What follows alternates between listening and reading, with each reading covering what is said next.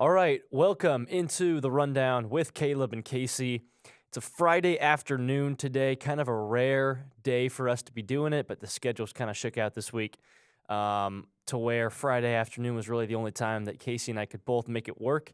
As you can see, if you're watching on the YouTube, which good little plug, as always, that we do have a YouTube channel now as we do this with a camera, which is crazy, right? Yeah. You can watch us on YouTube. So if you're watching, which we don't have enough people doing that yet, so go do it right now. Be a good person and do that. We got a green background because the Masters are going on right now. Sure is. Yeah. What, Casey? Who's currently winning right now? We got Justin Rose at 8 under. Shambo just birdied, so we are recording this as of 2:10 p.m. Central Time. So obviously this is all subject to change, but Rose at 8 under. DeChambeau birdies to go to 7 under. Rory's hanging in there, and Scheffler's up there as well at 6 under. Sure. So, Well, I figure we might as well just start right here. Yeah. We can talk this right now, as this is obviously a big thing. As was the conversation over last year's pod, this is definitely more of Casey's cup of tea than mine. I consider myself a casual golf fan, as well as a very, very, very, very casual golfer, as Casey has seen before. It's not that bad. You're not You're too hard on yourself. you're already gassing me up too Too much. hard on But that's okay. That's okay. You can still be a golf fan, a casual one, even if you're a really casual golfer. But I know you've got some fantasy implications, guys. Yeah. Guys that you got, if you want to run through that. Yeah, we're obviously got to rock with Scheffler as my past champion because, I mean, he's up there with one of the greatest Yeah. players in golf. I mean, he's got to be the most talented golfer coming into this. And, in the past, I'd say 700 days, he's the most talented golfer. Rory McIlroy is my international pick because I am one of those people that every year I think, Rory's going to do it this year. He's got a chance. He's looking really good. He wins the Players. He goes out. He has a good weekend. He gets a couple extra practice rounds in. And I just convinced myself this is the year. So, unfortunately, he's been kind of all over the place. He was 4 under yesterday at the start, and on the 15th approach shot, he goes into the water, double bogeys, then finishes up with a double bogey on 17 as well, and was at 0, and now he's 6 under for the day. Through the front 9, he was 1 under, and then just got string of good shots and good looks. Now he's 6 under, teeing off on 18. So Rasmus Højgaard, young guy, just tall, skinny guy. Sometimes, if you hit the ball far, that's all you need to do at the Masters. So obviously we went with him, liked what I saw out of him in a couple past competitions, and then Colin Morikawa as my American pick. Great guy, fantastic dude. And Minwoo Lee, who's Of course. he's a winner. Minwoo Lee, let him cook. So Minwoo Lee. The Australian native. Reminds me of the fact that just totally different conversation, but Fat Watts in the transfer portal on the college basketball side. I'm just thinking of great names right now, and I know we talked about that earlier in the week. But yeah, interesting. We were kind of talking a little bit about this off the air. Rory McIlroy still going for that career Grand Slam, right? Yeah. Can he get it? He's right there, and like you said, very disappointing that he had a couple of those double bogeys because, obviously just the margin for error is so thin. But just fascinating storyline and a fascinating guy too, fascinating personality, and really, like you said too, just with the whole live thing over the last few years, he's kind of been right there in the thick of that as well. Yeah, without a doubt. He's been the spokesperson, kind of the guy that the PGA's, the chairmans have really pushed him to kind of be an advocate and everything, and he took on a great deal as kind of like the spokesperson for PGA players, and he was constantly the guy that was going to media. He was going to events and stuff like that, and so he's being asked all these questions about live and what he thinks about it and why are guys doing it, and then is he going to go to live, and then he's got to focus on his golf as well and do stuff like that. And then he had family issues as well. Good for him. He got everything resolved, figured out. I think now he's just able to focus on the golf. He's go out there playing really good golf, wins the Players. Now he's coming into Augusta. He's feeling good. He's looking good. And he's doesn't have to worry about all that stuff now. He's kind of stepped away and just said, "Hey, let me focus on my golf and kind of get this big accomplishment that has been, geez, what, like a decade in waiting, it feels like." Sure. Yeah. Well, it's interesting too because I kind of feel like when Tiger Woods kind of had all of that stuff going on back, what was that, mid 2010s or so, Hmm. um, and he just kind of fell away from the golf world. It kind of seemed like the golf world in general almost kind of made Rory McIlroy or tried to make him kind of like that new Tiger Woods. And I feel like that was a lot of pressure for him too, right? Because you just to step into a guy like Tiger Woods' shoes and kind of be the face of golf, that's really, really hard to do. That's a lot of pressure for a guy that like was transcendent in the sport. Yeah, I mean, it almost feels like Scheffler right now is doing what everyone thought Rory would do. Sure. Like he's going out when he goes out to compete, he wins. He wins the majors. He just is confident and stays with what he does. He's dominant. He's the best player in the sport.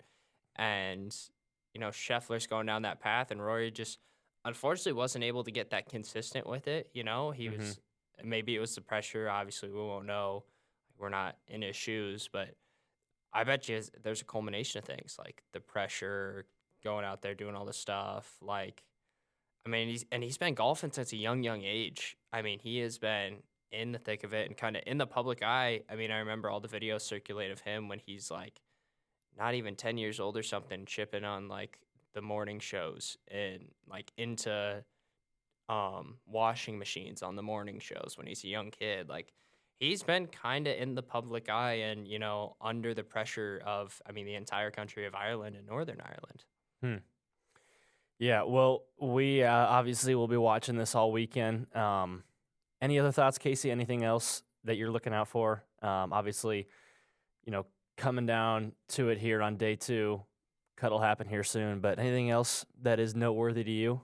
I mean, the question really is, can Justin Rose hold on right now? He's kind of infamous for like day 1, day 2, he starts out firing out of the gun, he makes the cut, he's way up there, and then all of a sudden he kind of falters and falls off. So he's in first right now by 1 shot, obviously pending how today finishes. But I'd say the big story is, can Rose hold on and set the record for most Masters appearances before finally winning one? Obviously, it's set by Sergio Garcia, who beat Justin Rose in his 19th appearance, and now Rose in his 20th. If he can find a way to get that first green jacket, setting the record that he inevitably gave up would be a huge deal. No doubt about it. Well, moving on here. Good talk on the Masters. Casey, it is, I would say this week, because the College Basketball National Championship is concluded, the Final Four is concluded, I would say this week for us is kind of the first official week of the off season. You know what I mean? It begins now, right? And we kind of alluded to it last week, but I really did feel like we had some good content during the off season last year, maybe some of our best as well at times. Brought on a number of guests. We kind of went through that rundown last week of people we brought on. Maybe some more this summer would be sweet. We certainly have some prospects of people who we would love to have on here. Factual 5, that it sounds like is coming back next week. Little teaser. Plan is to do top 5 national champions of all time in our. What do we think? Like just in college sports or like just champions in general? I was just thinking college basketball, kind of bounce off. Sure. Of the, Yeah. College basketball is good. Yeah. So that's coming down the chute next week, and then probably plenty more over the course of the off season of the summer. But yeah, here we go, baby. It's the sports world from this point. It doesn't, it takes a step back a little bit. Not just as much material. I think the fans in general take a step back, but we are still full throttle. NFL draft is coming up soon too. We'll probably talk about that. What is that? A couple weeks from now or so? Something like that. Yeah. I always say it's like the end of April. I'll Yeah. look up. It's pretty close to then, but April 24th. We are just under 2 weeks out. all right, lovely. Yeah, we are still right here. We'll be here all summer long. Probably won't. It's probably not a guarantee that we do this every single week, but we'll try to. We'll try to do it as much as we can. So first thing here, I guess we already talked about the Masters, but just from an Iowa State basketball standpoint, nothing new in portal land. Portal's still open, I think, for what, another couple weeks or so. I'm not sure when it closes. I don't think they know when it closes either. Probably not. And Nobody apparently nobody knows. there's like a dead period in there. So Yeah, I'm curious. There's a House settlement that I think is going on right now. So Congress is taking action, and hopefully, I hope it passes, because I think that will give them the ability to start putting some sort of guardrails on just everything in the realm of NIL and the transfer portal. I don't know exactly what this is going to give them, if it's going to be, authority over some NCAA decisions or what, but I whatever it is, I think it's going to be good. And because I think there just has to be legal action at this point to just at least make it so that it's a little more structured. People are aware of what the rules are, what's legal, what's not, because nobody knows right now, right? It's just the Wild West. So I'm hoping that something comes out of that. yeah, and I mean you're kind of thinking right now, nothing can do worse. Kind of the Wild West. There's no rules. There's no, you obviously talk about all these big schools getting all the big transfers, but we really haven't seen it play out where like the teams that go out and spend the most are the teams that win. You think Florida? I mean, their top player Walter Clayton Jr. 35 minutes. He only had 11 points in the national championship, but was the MVP of that team all season long. He was a 63rd ranked guy when he hit the portal from Iona. Houston, they don't really change a lot of what they do. They go out, they add LJ Cryer and Milos Uzan as like fundamental pieces of their starting lineup. And outside of that, like they don't really hit the portal. So maybe you're seeing kind of like it go away from just the thought of, hey, the big spenders, the big money wins, because obviously think about those two teams, it would have been Auburn and it would have been Kansas. Right. Excuse me. Or no, it would have been Arkansas and it would have been Kansas. And neither of those teams really went out and did anything impressive. You think about football last year, it was Texas A&M. This year it's going to be Texas Tech, so we'll have to monitor how they do, obviously. But nonetheless, like there has to be some sort of rules or some sort of like agreements or maybe help for these smaller schools. Right. Yeah. And you mentioned Texas Tech, JT Toppin coming back on the basketball side. Yeah. He's getting paid. So is Christian Anderson. Come back, the freshman yeah. guard. He's going to come back for another year. That's a big keep. Huge. Big on the Big 12 side. Yeah, Toppin's getting paid. And the oil money down there at Texas Tech is unbelievable. I don't think people that's kind of like, to me, because I've seen a lot of speculation on Twitter, a lot of conversation lately of like who's going to kind of become this new face of the conference now that Texas and Oklahoma are gone. We've only had a year of this current conference to, with the 4 brand new teams to really see what's going on. I think we need a bigger sample size than this, obviously. And I think when people say the face of the conference, I think football pulls a lot more weight than basketball, but you can certainly combine the two. And to me, I think Texas Tech is like one of the sleeping giants in all of college sports, not just the Big 12. They have so much money down there. And I think they have, both in football and basketball right now, I think they have the 2 right head coaches for the job. Yeah, without a doubt. I think they've got guys that understand the new landscape of the game, but also kind of care about where they're at. You think about Grant McCaslin, a guy he played there. He was on the coaching staff early on as an assistant. I mean, his wife was from Texas Tech, ran track. His kids were all born in West Texas. It's a guy that is completely bought in, and it's someone that, anytime a big job opens up, obviously people are going to say his name because of how much he's done and his improvement just from coaching at North Texas to coaching at Texas Tech. But I think he is fully rooted in Texas Tech, and he is bought in, and he is, he's got the donors. And you think about it too, they've got Patrick Mahomes too to donate NIL money, and I think he's getting involved in the football and basketball side of things too. So, I mean, if you think about it, it's what, $4 million for JT Toppin. It sounds like. And outside of that, you're maybe playing like $1 million per player. Realistically, Mahomes can fund them till Mahomes dies or they change the rules. They're going to be right there for a while. There's no doubt about that. Iowa State-wise, only thing here, because last time we haven't podcasted technically in about a week and a half because it was Tuesday last week.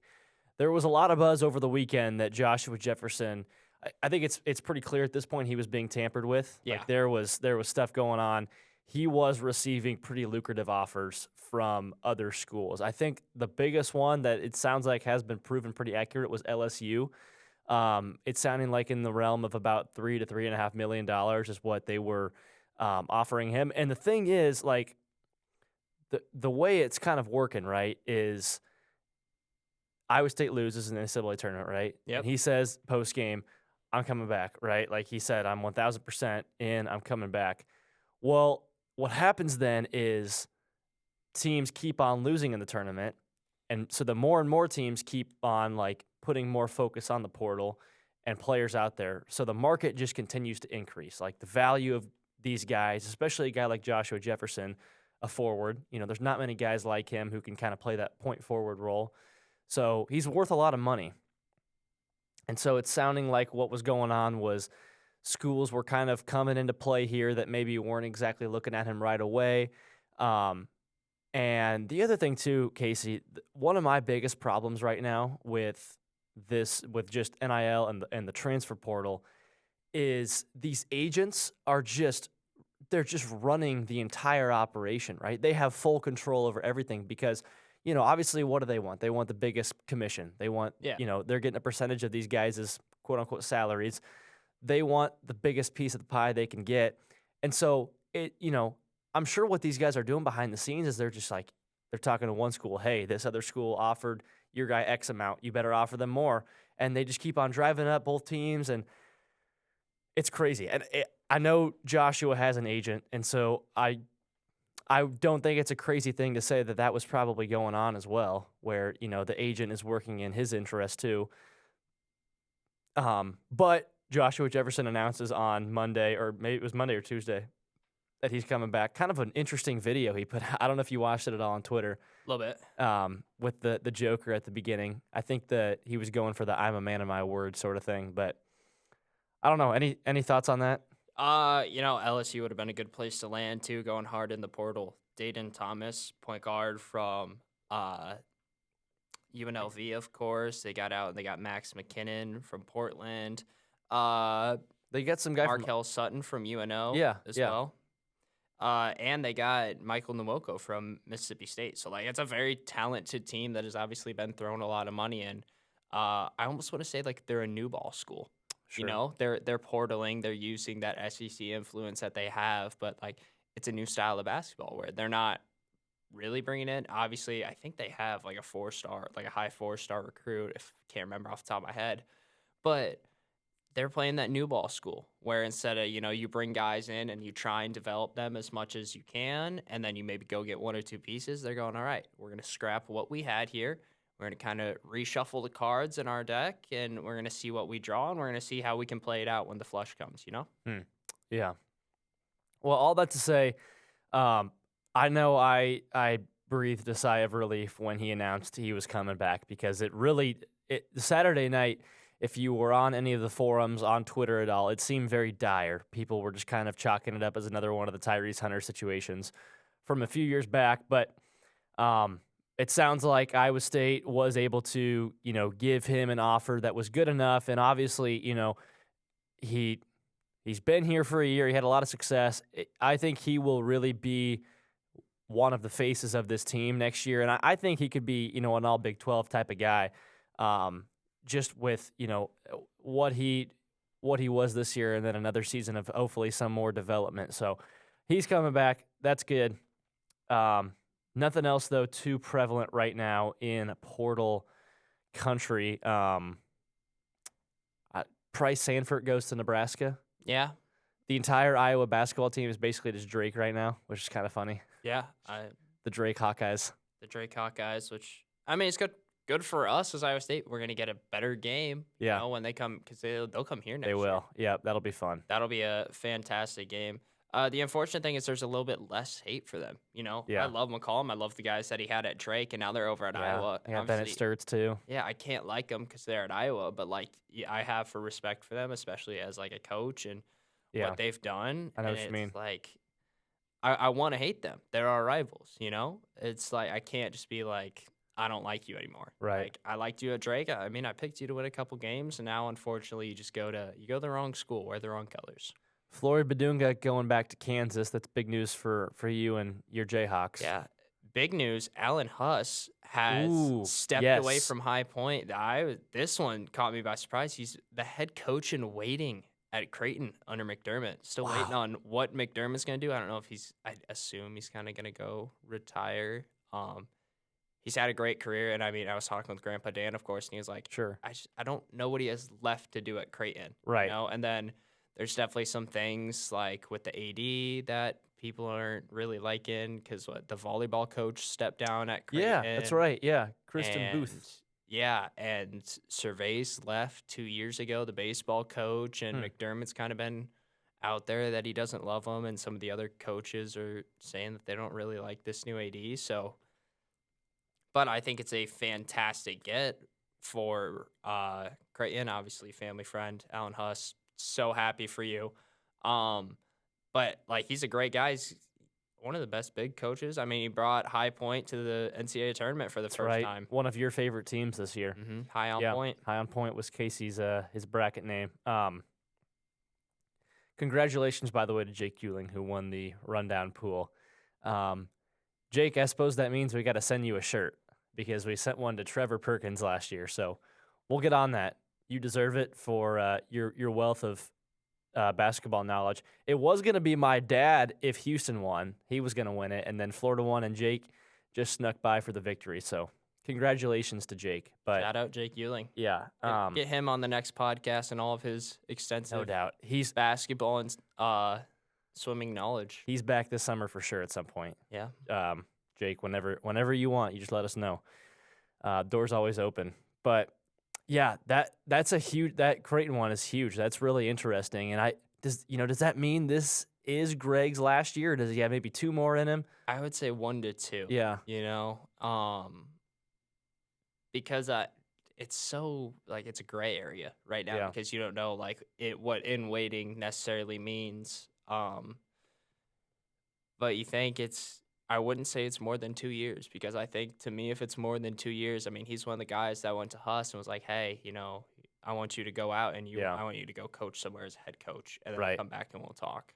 And I would think that he would want him to have stayed at High Point or explored another opportunity if this was going to be more than a 2-year thing. Sure. If you're thinking 3 or 4 years, that's almost an entire recruiting class. So I think he would have let him stay out. So in my eyes, it's a 1 or 2 year period. Yeah, that sounds about right.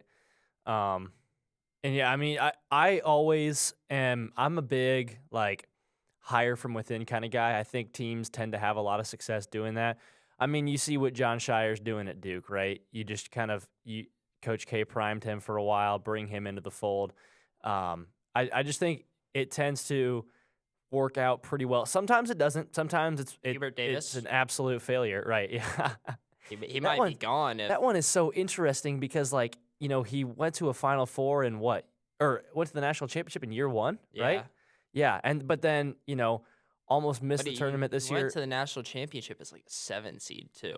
So it's Yeah, not it like was they odd. had a good It was year, odd. but he had so much talent. I mean, you think he had Manic there, Caleb Love, and R.J. Davis were in what was almost the prime of their careers. And Armando Baycott as well on that team. Baycott. Yeah, Pete Nance. They had And then they missed fantastic team. Missed it next year entirely, the tournament, right? Yeah, they were the preseason number 1, and it was the first ever preseason number 1 to miss the tournament.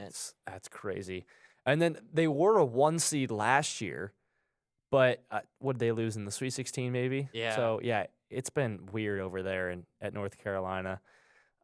Interesting situation, too, in terms of revenue sharing and NIL because, with Bill Belichick there now, it's like how much does football drive? So, yeah, it'll be fascinating to watch what that basketball program does. But, yeah, that's, and then on the college basketball front, haven't talked about it yet, Final Four this past weekend, national championship. Ends in a Florida victory. You and I watched that game together amongst others, and that was a devastating way to see Houston go out and lose. You and I were cheering big time for Kelvin Sampson and his crew.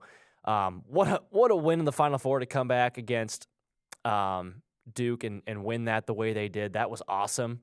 They've done that all year. They did that last year, just time and time again. But, man, it was just kind of like they lost that game against Florida And those are the games they always win. They always close them out down the stretch. And such a bummer. I feel for that team. Yeah, without a doubt. I mean, it's a team that is historically like they come back a lot, but they win so many games. I mean, you think about it, the reason they were 35-4 or like 30-4 going into the tournament is they just close games out, and down the stretch they made some mistakes and just an unfortunate way to go. Emmanuel Sharp not quite getting that shot off at the last second, but That was the worst. I mean, to me, they went away from what they're good at. You think of Houston, you don't think like, oh, that's a team that's going to light up the 3-point line. That's not a team that's going to go out there and they're going to hit a ton of shots and that's what's going to beat us. They're going to beat you on the defensive end. They're going to beat you in the post. They're going to be more physical.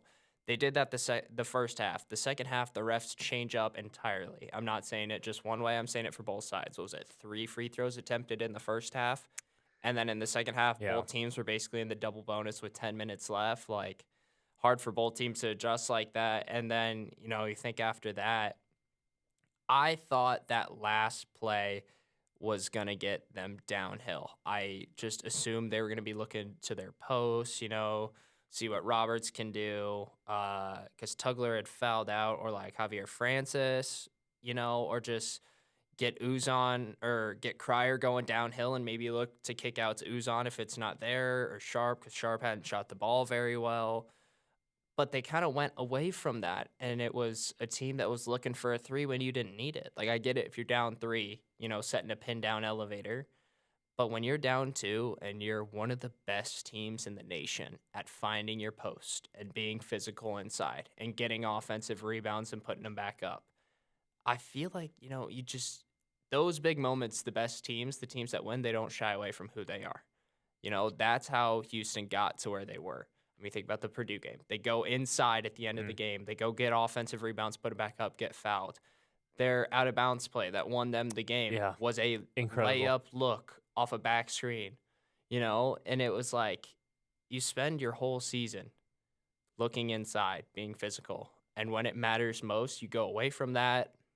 Obviously, we don't know. That could have been a play that they're looking to get inside, and Florida just predicted it and defended it so well. But, I mean, it felt like they were really looking for that Sharp pop-up screen, and, I mean, he was 1 for 6 before, or he's 1 for 7 before that shot. So it's a tough decision to go with, in my opinion. It is. And to me, the most heartbreaking thing about that was watching Kelvin Sampson, his reaction afterwards. I know that kind of went viral on social media. He had no words, just kind of stood there with his hands on his hips. Yeah, he was expressionless, right? It was just, that guy, he's been at a lot of places. He's been through a lot, good and bad, right? There's a history there with Kelvin Sampson, but man, he has been so good at Houston. They have been so dominant.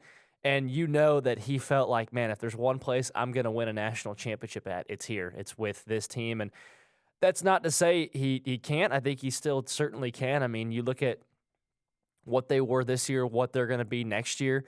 The guys they have coming back, the guys they are, I don't know if they've gotten too many guys out of the portal or not. I haven't really seen, but they're going to be a mainstay. But to me, it really felt like, man, if there was any year for Houston to win it, to take the whole thing, because you know how hard it is to win a national championship, right? The best teams usually don't win. It's just the nature of it. It really felt like it was going to be this year. I mean, they were so primed, like you said, the way they play basketball, the toughness, the defense, the just winning games down the stretch. They were a metrics darling. Those all bode really well in tournament games, and they got there and just could not hold a lead and win the game. It's a bummer. They got their LJ Cryer replacement in the portal. They went out and got Pop Isaacs. Oh, that's right. Yeah, So, yeah. right now, and then they got Khalifa, I think it's Sacco from Sam Houston, big physical power forward. I think Javier Francis. Sure.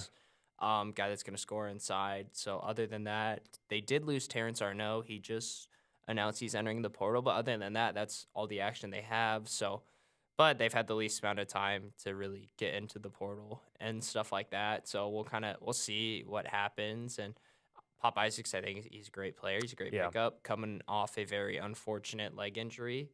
Sitting the season out with Creighton, but I hear there's also behind the scenes stuff with like him and his dad and wanting a ton of NIL, and Creighton kind of just said, we don't want to deal with it right now. Like, we can't offer you the money, and we don't want to deal with kind of all the ruckus you're causing. So, good luck elsewhere. He seems to me like the perfect fit at Houston. Because he was a Mark Adams recruit at Texas Tech, I think. Yes. And Mark Adams, there's obviously all the side stuff. Still a great basketball coach. Oh, great defensive. Yes, coach. exactly. And that style of play that Texas Tech played, it's still kind of similar now, but back when he coached there and when Pop Isaacs was a freshman, it was very similar to how Kelvin Sampson runs the Houston operation, right?